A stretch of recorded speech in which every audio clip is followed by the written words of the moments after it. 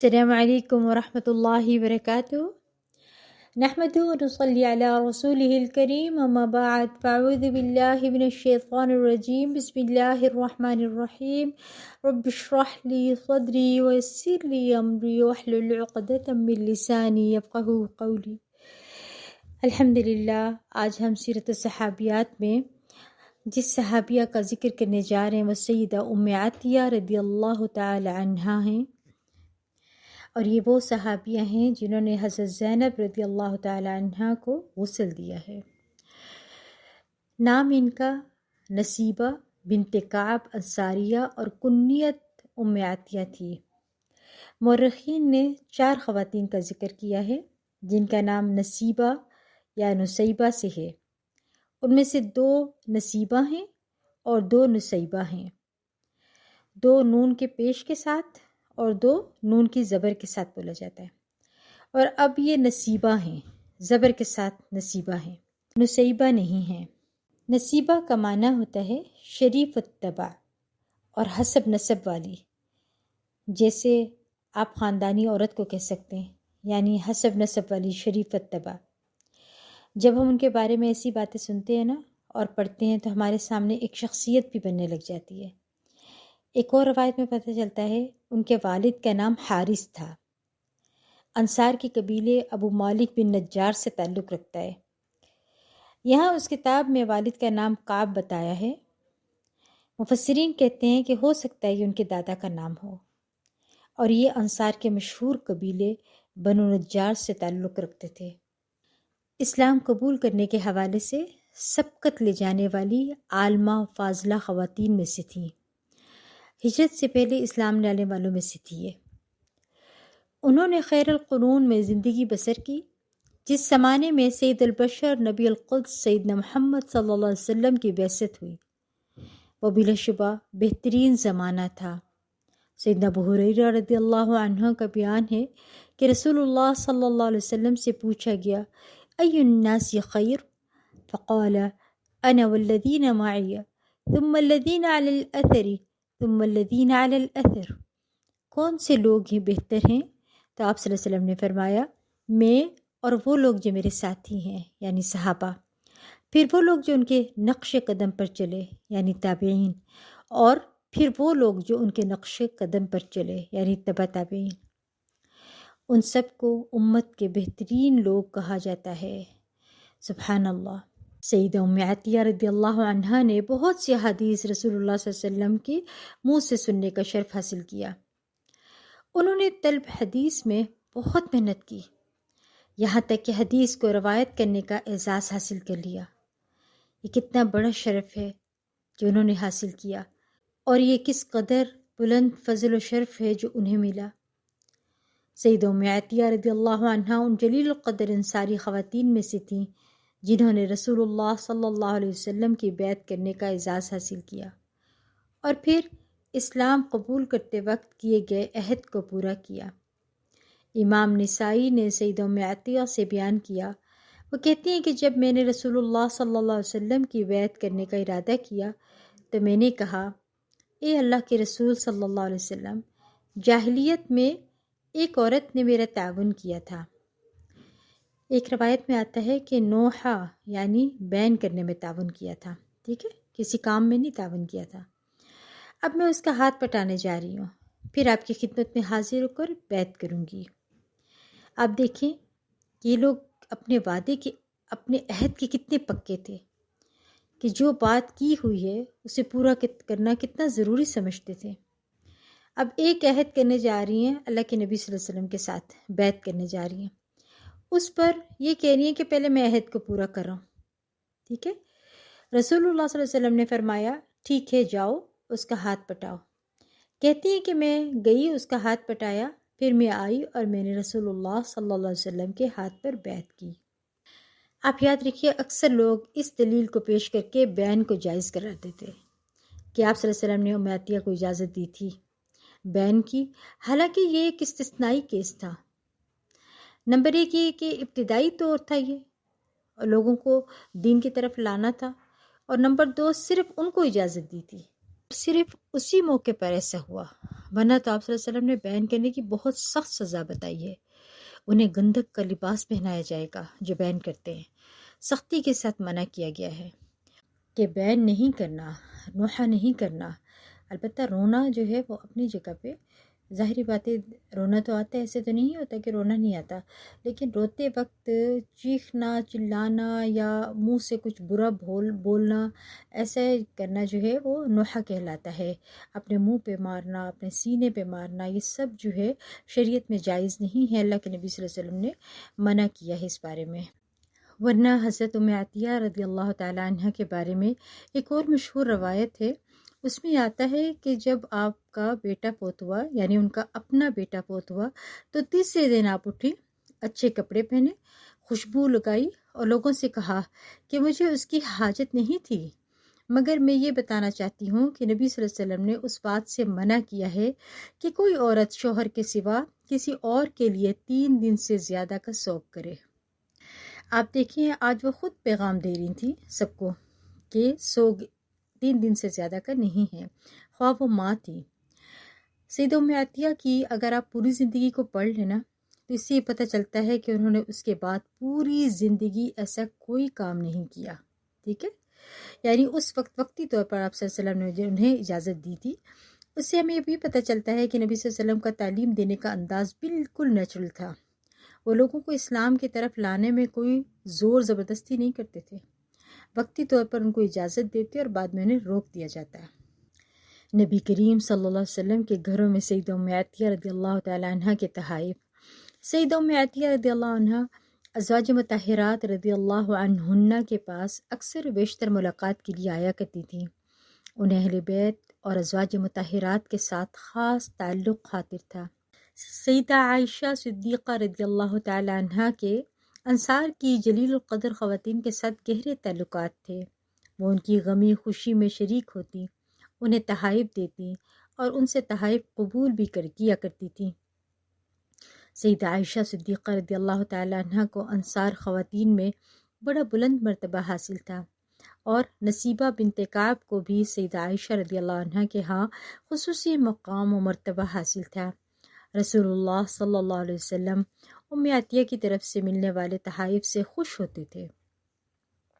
سیدہ ام عطیہ سے مروی ہے، کہتی ہیں کہ رسول اللہ صلی اللہ علیہ وسلم سیدہ عائشہ صدیقہ رضی اللہ عنہ کے پاس تشریف لائے اور آپ نے پوچھا کیا تمہارے پاس کوئی چیز ہے؟ انہوں نے کہا کہ ام عطیہ کے ہاں جو صدقے کی بکری آئی تھی اس کا گوشت انہوں نے بھیجا ہے، اس کے سوا اور کچھ نہیں ہے۔ آپ صلی اللہ علیہ وسلم نے فرمایا گوشت اپنی جگہ پہنچ گیا۔ یہاں پر نا اس کتاب میں یہ بات ادھوری ہوئی ہے۔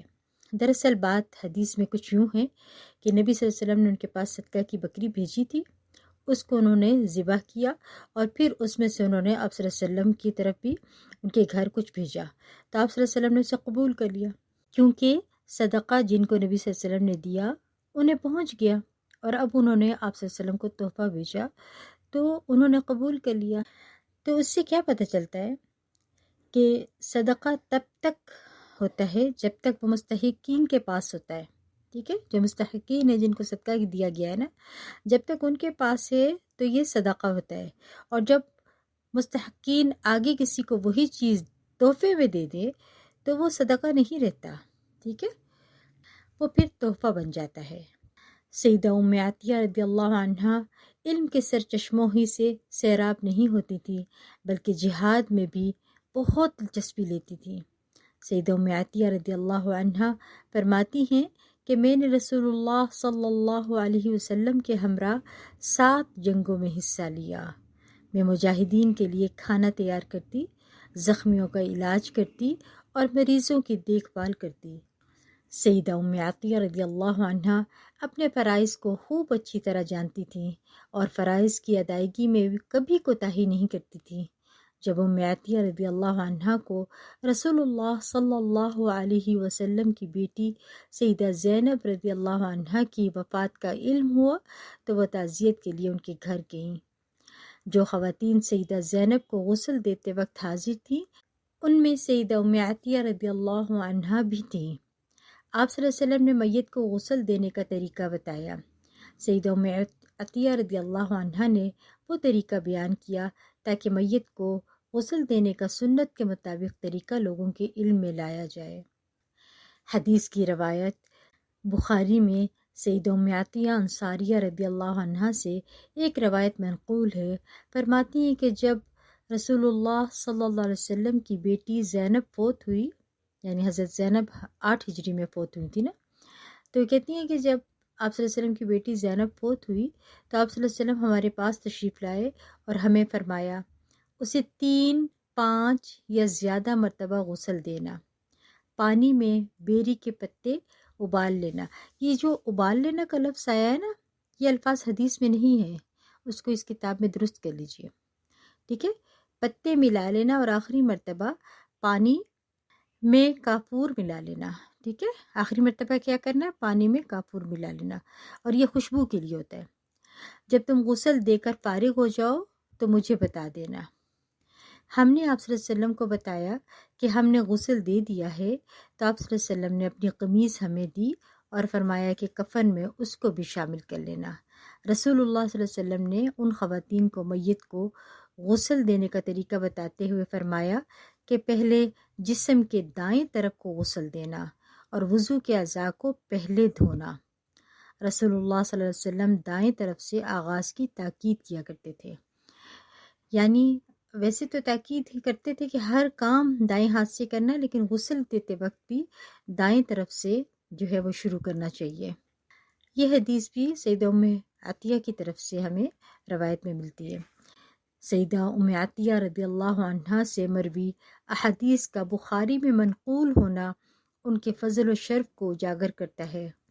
سیدہ ام عطیہ رضی اللہ عنہ احادیث کے راویوں کے مابین بڑے بلند مرتبے پر فائز تھیں۔ بخاری اور مسلم میں سیدہ ام عطیہ رضی اللہ عنہ سے مروی احادیث منقول ہیں۔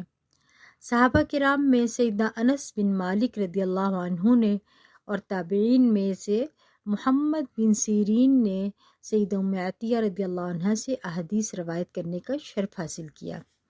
اب دیکھیں، سب سے چھوٹے ہیں سیدنا انس، ٹھیک ہے، صحابہ میں، اور دیکھیں ان کی طرف سے ایک روایت آ رہی ہے، ٹھیک ہے، اور دوسرا تبع تابعین میں سے محمد بن سیرین سیدہ ام عطیہ رضی اللہ عنہ سے حدیث روایت کرنے کا شرف حاصل کرتے ہیں۔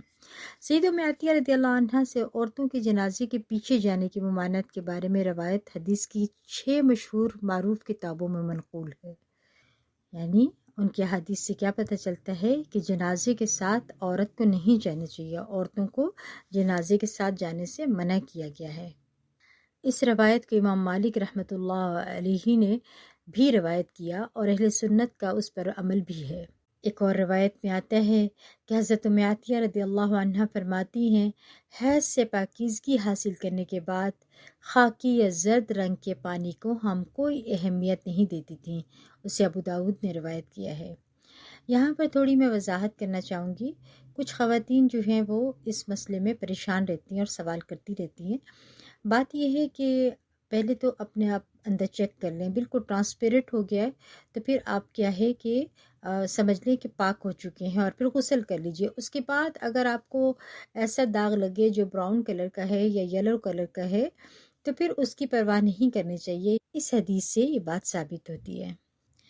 ایک اور روایت میں آتا ہے کہ حضرت ام عطیہ رضی اللہ عنہ کہتی ہیں کہ ہمیں حکم دیا گیا، یعنی کہ اللہ کے نبی صلی اللہ علیہ وسلم نے ان کو حکم دیا کہ ہم سب عورتوں کو، حتیٰ کہ حیض والیوں اور پردہ والیوں کو بھی دونوں عیدوں میں گھروں سے نکالیں تاکہ وہ سب مسلمانوں کی جماعت نماز اور ان کی دعا میں حاضر ہوں، اور فرمایا حیض والیاں جائیں نماز سے الگ رہیں، یعنی جو جائے نماز ہوتی ہے حیض والیاں اس سے الگ رہیں، یعنی وہ نماز نہ پڑھیں، ٹھیک ہے، اس کا یہ مطلب ہے، لیکن مسلمانوں کی دعاؤں اور تکبیروں میں شامل رہیں تاکہ اللہ کی رحمت اور بخشش سے حصہ پائیں۔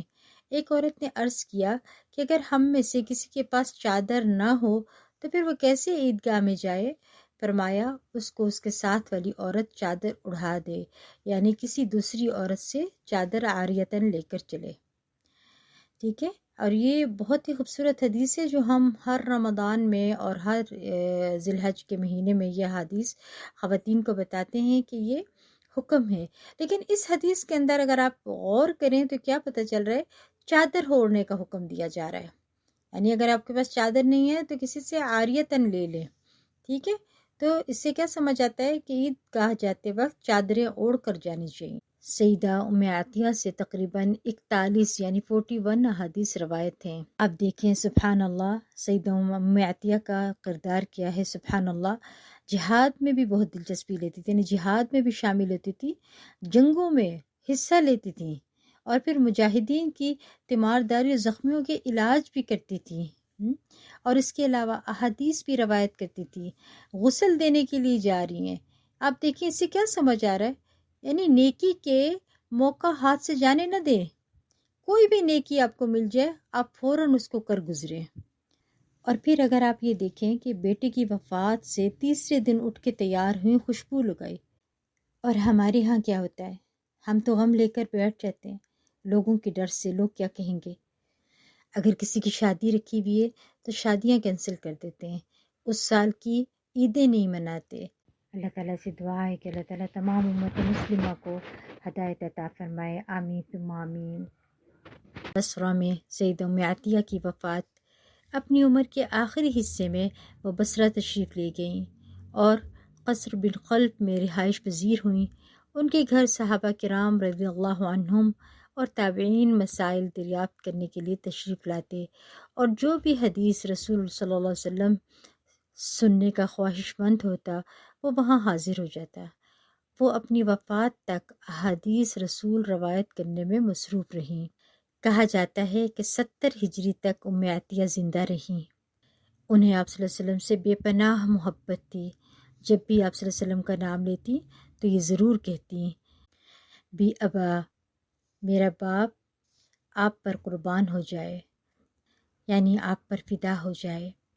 اللہ تعالیٰ سیدہ ام عطیہ پر اپنی رحمت کی برکھا برسائے اور انہیں اپنی رضا سے نوازے، آمین یا رب العالمین۔ آج کے لیے اتنا ہی، وآخر دعوانا ان الحمد للہ رب العالمین۔ سبحانک اللہم بحمدک، اشہد ان لا الہ الا انت، استغفرک واتوب الیک۔ السلام علیکم ورحمۃ اللہ وبرکاتہ۔